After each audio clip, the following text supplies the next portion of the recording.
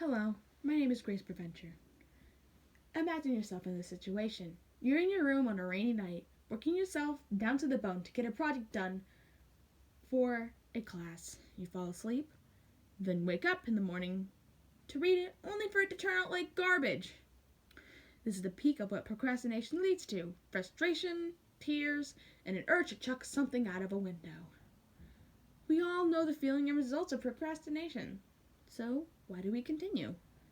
Focusing and getting our work done is a battle between the limbic system and the prefrontal cortex. The prefrontal cortex is the logical side of your brain, and the limbic system is a source of emotions and gratification. The prefrontal cortex gets to work, but the moment something pulls you out of the focusing zone, it stops, and the limbic system starts taking over. The reason why it's hard to get back on track and not to procrastinate is because the prefrontal cortex does not kick into gear automatically. It needs some reason, an urge or a nudge, to get into action, when your limbic system doesn't. Now, we're all procrastinators. It's just human nature. But there are regular procrastinators, and then there are chronic procrastinators. Some are able to deal with the discomfort of doing tasks that one might find boring, anxiety-inducing, infuriating, and pointless. With the chronic procrastinator, these emotions are stronger and thus harder to deal with, making procrastinating seem much more appealing. According to a study done by Joseph Ferrari, a psychology professor at DePaul University, 20% of U.S. citizens are chronic procrastinators, and that's more people with depression or chronic phobias.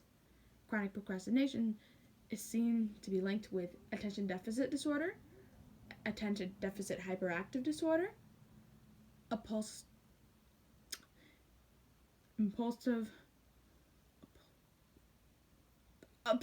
compulsive disorder, and other mental disorders.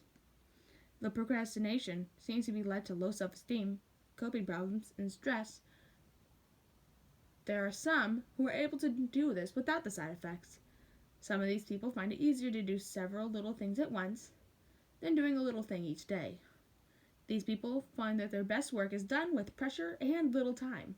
Though it isn't the case all the time, it's most likely that you're not one of these people. At least, not yet. Because of special procrastinators, there isn't a solid opinion on procrastinating just yet in the science world. Some, like Joseph Ferrari, think that procrastination is a purely negative thing, while some others find it more neutral. Procrastination is also pretty complicated, so we haven't learned all that has to do with it. There are two types of solutions. There's avoiding it, and then there's learning how to master it. For most, it's better to avoid it. If you're really fixed on procrastinating and you believe your work is done best with some pressure, learning to hone it in is the best solution for you. To avoid procrastination, psychologists recommend using a reward system, kind of like you're training a dog. When you finish each bit of work each day, you reward yourself with a food or a new product. When you don't punish yourself. Another way to help is to use technology for good, setting a timer about how much screen time you can use, or setting timers for breaks that can keep you on a schedule. I recommend using these approaches because there's a lot more proof on them working. Now, if you think that you're better under pressure, some recommend pushing only the little things until later, then scheduling the time to do them all. Setting personal deadlines is another way to get some work done. Offer a reward when you complete the task before your personal deadline, and just like the other one, don't punish yourself if you don't. Whether you like it or not, procrastination will always be a part of us. There's no way to get rid of it completely. Like I said before, it's a part of us.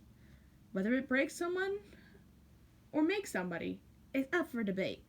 But hopefully, I helped you all by learning a little bit more about this.